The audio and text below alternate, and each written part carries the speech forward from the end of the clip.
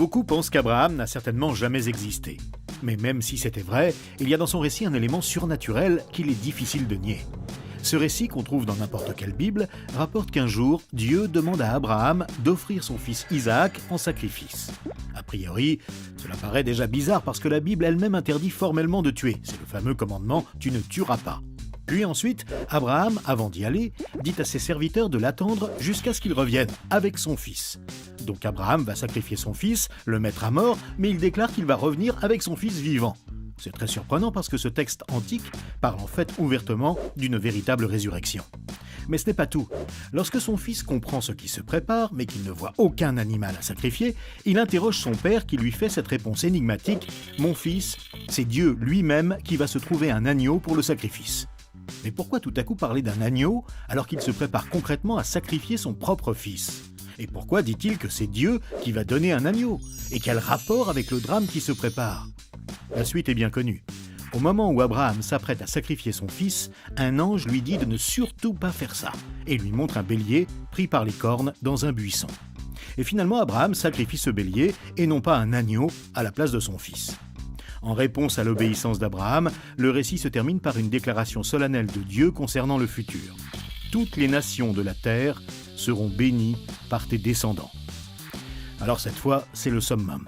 Comment un homme qui vit seul avec sa petite famille dans un coin reculé du Moyen-Orient, comment ses descendants pourraient-ils avoir un impact international, un impact bienfaisant à l'échelle mondiale ?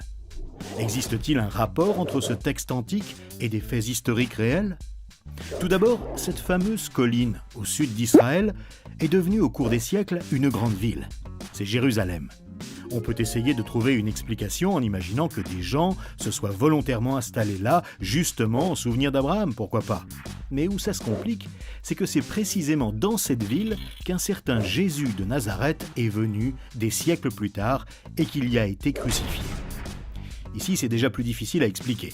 Les Juifs, en réclamant à Pilate la mort de Jésus, n'ont évidemment pas cherché à accomplir un antique récit prophétique. Ils se seraient bien gardés de donner à Jésus une telle importance. Ils détestaient Jésus et voulaient s'en débarrasser.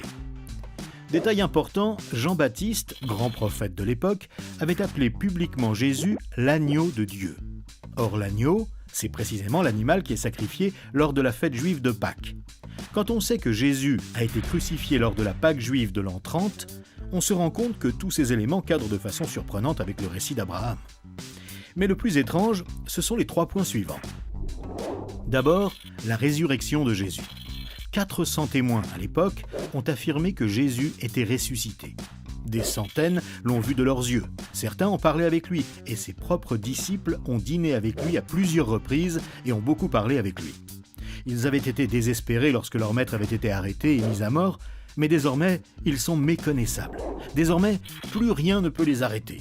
Ils vont passer toute leur vie jusqu'au martyre à proclamer partout sa résurrection et son message de réconciliation avec Dieu.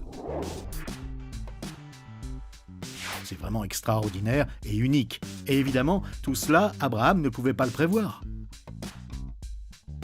Deuxième point.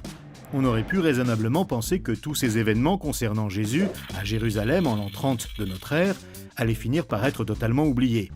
À Jérusalem, il y avait déjà eu des quantités de prophètes, de chefs religieux et même des meneurs de bandes. Et ils avaient tous disparu et la plupart avaient été oubliés. Et de plus, à l'extérieur du monde juif, en dehors d'Israël, qui était vraiment au courant ? Qui en parlait ? Personne. Et pire encore, 40 ans après Jésus, Jérusalem a été rasée par les Romains, le temple a été brûlé, et tous les Juifs ont dû fuir et se sont dispersés dans le monde entier. Pourtant, contre toute vraisemblance, le message de Jésus a continué à se propager partout, même jusqu'à Rome, capitale de l'Empire. Et partout ont surgi des milliers et des milliers de disciples du Christ ressuscité.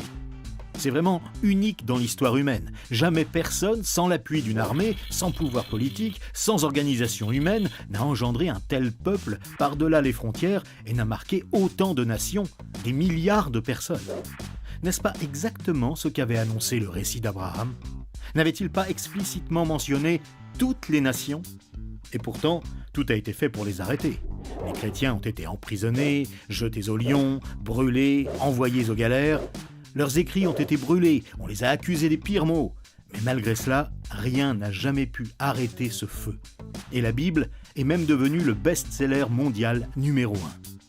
Et enfin, troisième point, contrairement aux dictateurs, aux empereurs, aux généraux ou aux leaders politiques, le message de Jésus n'est pas un message de guerre, d'expansion territoriale ou de domination, mais un message de paix, un message d'amour. Et même plus, c'est un message de réconciliation profonde avec le Créateur. Et cela aussi, c'est totalement inédit.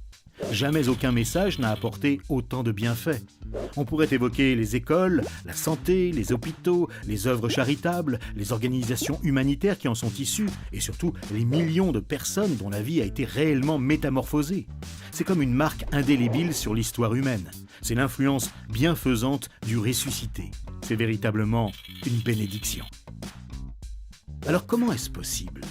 Ce récit d'Abraham a été écrit des siècles avant la venue de Jésus. Comment a-t-il pu annoncer qu'il y aurait précisément à Jérusalem le sacrifice d'un homme, que cet homme allait revenir à la vie et que des millions le suivraient et apporteraient un message bienfaisant dans toutes les nations ? En tout cas, le message est clair et nous en avons un des plus grands signes prophétiques qui ait jamais existé.